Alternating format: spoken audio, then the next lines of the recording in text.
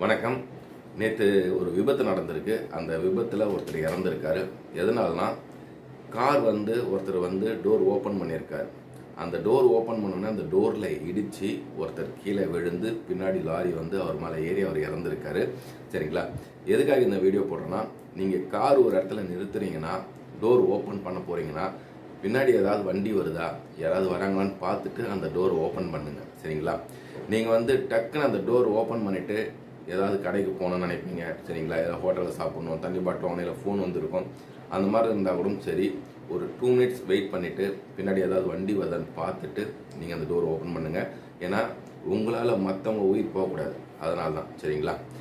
நேற்று ஒரு உயிர் போயிருக்கு. அந்த கார் எதுக்காக அந்த டோரை டக்குன்னு ஓப்பன் பண்ண தெரில. அந்த சிச்சுவேஷனில் நடந்துடுச்சு. திருப்பி இந்த விபத்தெல்லாம் நடக்கக்கூடாது.